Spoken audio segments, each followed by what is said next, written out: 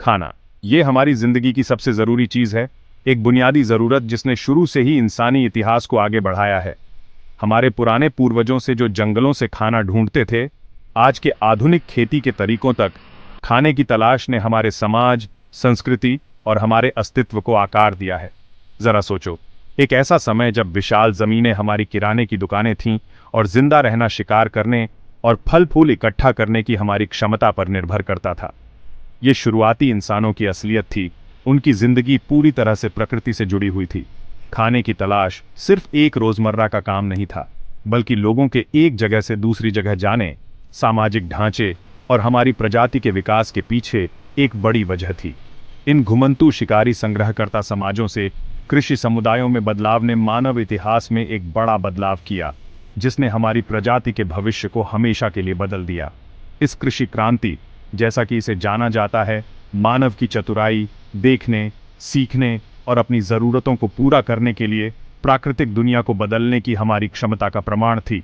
फिर भी इसने आज हमारे सामने आने वाली कई चुनौतियों की नींव भी रखी, पर्यावरण के नुकसान से लेकर सामाजिक असमानता तक। जैसे जैसे हम खाद्य उत्पादन के इतिहास में गहराई से उतरेंगे, हम इन पड़ावों का पता लगाएंगे, उन जीत और कठिनाइयों दोनों की जांच करेंगे जो हमें आज यहां तक लाई हैं।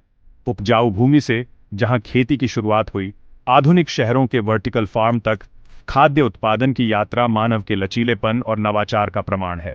ये अनुकूलन की कहानी है, सीमित संसाधनों वाली दुनिया में लगातार बढ़ती आबादी को खिलाने के नए तरीके खोजने की। हमारे पूर्वजों के शिकारगाह से लेकर खाने के भविष्य को आकार देने वाली अत्याधुनिक तकनीकों तक, इस यात्रा की एक दिलचस्प खोज पर हमारे साथ चलें। हजारों सालों तक हमारे पूर्वज शिकारी संग्रहकर्ता के रूप में रहे। उनका जीवन पूरी तरह से प्राकृतिक दुनिया से जुड़ा हुआ था। ये घुमंतू समूह धरती पर घूमते थे। उनकी आवाजाही मौसम और खाने की उपलब्धता से तय होती थी। उनके दिन शिकार का पीछा करने, खाने योग्य पौधे खोजने और जमीन से जो भी मिल सकता था उसे इकट्ठा करने में बीतते थे।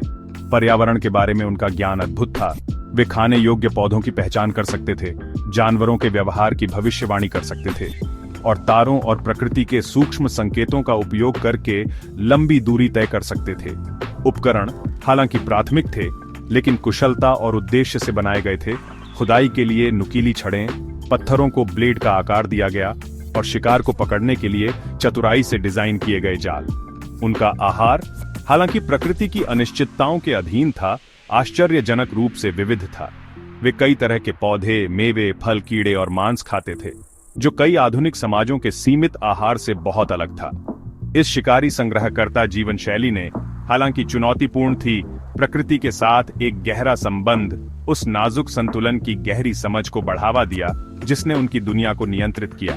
उनका जीवित रहना उनके परिवेश के साथ तालमेल बिठाकर रहने, केवल जरूरत के अनुसार लेने और उन संसाधनों की निरंतर प्रचुरता सुनिश्चित करने की उनकी क्षमता पर निर्भर करता था जिन पर वे निर्भर थे। हालांकि जैसे जैसे मानव आबादी बढ़ी, इन संसाधनों पर दबाव बढ़ता गया। धीरे धीरे मानव इतिहास में एक क्रांतिकारी बदलाव का मार्ग प्रशस्त हुआ, कृषि का उदय। लगभग 10,000 साल पहले उपजाऊ भूमि के नाम से जाने जाने वाले एक क्षेत्र में एक गहरा परिवर्तन शुरू हुआ। मनुष्य अब केवल प्रकृति द्वारा प्रदान की जाने वाली चीजों की तलाश से संतुष्ट नहीं थे। उन्होंने अपने भोजन की सक्रिय रूप से खेती करना शुरू कर दिया। इसने कृषि क्रांति की शुरुआत को चिह्नित किया, एक महत्वपूर्ण क्षण जिसने मानव समाजों और स्वयं ग्रह को नया रूप दिया। शिकार और संग्रह से खेती में परिवर्तन एक क्रमिक प्रक्रिया थी, जो कारकों के एक जटिल परस्पर क्रिया द्वारा संचालित थी। जलवायु परिवर्तन, जनसंख्या वृद्धि और मानव ज्ञान और उपकरणों के बढ़ते परिष्कार ने इस स्मारकीय बदलाव में भूमिका निभाई। पहले किसानों ने जंगली पौधों का चयन करके प्रजनन किया। उन पौधों को चुना जिनमें बड़े बीज या तेजी से विकास जैसे वांछनीय लक्षण थे।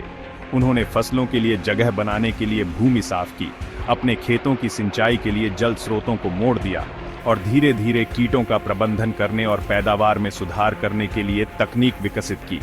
भोजन पैदा करने की इस नई क्षमता के गंभीर परिणाम हुए। इसने मनुष्यों को एक ही स्थान पर बसने की अनुमति दी, जिससे स्थायी गांवों की स्थापना हुई जो अंततः कस्बों और शहरों में विकसित हुए। भोजन और संसाधनों के अधिशेष के कारण श्रम का विशेषज्ञता भी हुई। जैसे जैसे खाद्य उत्पादन अधिक कुशल होता गया, खेती के लिए सभी की आवश्यकता नहीं रह गई। इसने लोगों को मिट्टी के बर्तनों, बुनाई और धातु के काम जैसी अन्य गतिविधियों को आगे बढ़ाने के लिए मुक्त कर दिया, जिससे जटिल समाजों और सभ्यताओं के विकास की नींव पड़ी। हालांकि कृषि क्रांति अपनी कमियों के बिना नहीं थी। इसने नई चुनौतियां लाईं, जिनमें वनों की कटाई, मिट्टी का क्षरण और भूमि और संसाधनों पर बढ़ता संघर्ष शामिल है। भाग 4, खेती का उदय, नवाचार और प्रभाव। जैसे जैसे खेती ने जोर पकड़ा, मानव सरलता ने खाद्य उत्पादन में सुधार और विस्तार के तरीके खोजने जारी रखे। उदाहरण के लिए, हल के आविष्कार ने किसानों को भूमि को अधिक प्रभावी ढंग से और बड़े पैमाने पर जोतने में सक्षम बनाकर खेती में क्रांति ला दी। साधारण नहरों से लेकर जटिल जल सेतुओं तक सिंचाई प्रणालियों ने सभ्यताओं को अपने खेतों में जीवनदायी पानी लाकर शुष्क क्षेत्रों में फलने फूलने की अनुमति दी। जानवरों का पालतू बनाना इस युग की एक और पहचान न केवल भोजन और श्रम का एक नया स्रोत प्रदान करता है, बल्कि ऊन, चमड़ा और हड्डी जैसी सामग्री भी प्रदान करता है, जिनका उपयोग कपड़ों, औजारों और आश्रय के लिए किया जा सकता है। खेती के उदय ने समाजों के भीतर विशिष्ट भूमिकाओं के उद्भव का नेतृत्व किया। किसानों, चरवाहों, कारीगरों, व्यापारियों और शासकों ने मानव सभ्यता के तेजी से जटिल ताने बाने में अपनी भूमिका निभाई। व्यापार मार्ग फले फूले, दूर के समुदायों को जोड़ते हुए और वस्तुओं, विचारों और ज्ञान के आदान प्रदान को सुविधाजनक बनाया। कृषि क्रांति निस्संदेह मानव इतिहास में एक महत्वपूर्ण मोड़ थी, लेकिन इसके साथ ही महत्वपूर्ण पर्यावरणीय और सामाजिक परिवर्तन भी आए। वनों की कटाई, मिट्टी का कटाव और जल संसाधनों की कमी चिंता का विषय बन गई, क्योंकि मनुष्यों ने अपनी कृषि आवश्यकताओं के अनुरूप परिदृश्य को नया रूप दिया। सामाजिक पदानुक्रम उभरे। जिनके पास भूमि और संसाधनों का नियंत्रण था, उनके पास उन लोगों पर शक्ति थी जिनके पास नहीं था। कृषि में परिवर्तन एक सार्वभौमिक रूप से सकारात्मक विकास नहीं था, लेकिन यह एक निर्णायक विकास था, जिसने आज हम जिस दुनिया को जानते हैं उसकी नींव रखी। भाग 5, हरित क्रांति एक तकनीकी छलांग।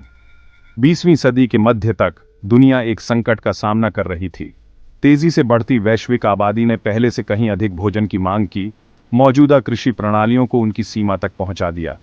अकाल का साया मंडरा रहा था, खासकर विकासशील देशों में जो अपने लोगों को खिलाने के लिए संघर्ष कर रहे थे। इसी पृष्ठभूमि में हरित क्रांति का उदय हुआ, जो कृषि में अभूतपूर्व तकनीकी प्रगति का काल था। इस क्रांति के केंद्र में फसलों की उच्च उपज देने वाली किस्में थीं, विशेष रूप से गेहूं और चावल, जिन्हें चयनात्मक प्रजनन और वैज्ञानिक अनुसंधान के माध्यम से विकसित किया गया था। इन चमत्कारी बीजों, जैसा कि उन्हें कहा जाता था, ने पारंपरिक किस्मों की तुलना में काफ़ी अधिक पैदावार का वादा किया, जो भूख के खिलाफ लड़ाई में आशा की किरण पेश करते थे। उर्वरकों, कीटनाशकों और सिंचाई के बढ़ते उपयोग के साथ इन नई फसल किस्मों ने खाद्य उत्पादन में नाटकीय रूप से वृद्धि की, खासकर भारत और मेक्सिको जैसे देशों में, जिन्होंने पहले पुराने खाद्य संकट का सामना किया था। हालांकि हरित क्रांति अपने आलोचकों के बिना नहीं थी। रासायनिक आदानों के गहन उपयोग ने पर्यावरण प्रदूषण, मिट्टी के क्षरण और कीटनाशक जोखिम से जुड़े संभावित स्वास्थ्य जोखिमों के बारे में चिंताएं पैदा की। इसके अलावा इन नई तकनीकों की उच्च लागत ने अक्सर उन्हें छोटे पैमाने पर किसानों की पहुंच से बाहर कर दिया, जिससे कुछ क्षेत्रों में आर्थिक असमानताएं बढ़ गईं। इन कमियों के बावजूद हरित क्रांति ने निस्संदेह सामूहिक अकाल को टालने में महत्वपूर्ण भूमिका निभाई और आज भी कृषि पद्धतियों को आकार देती है।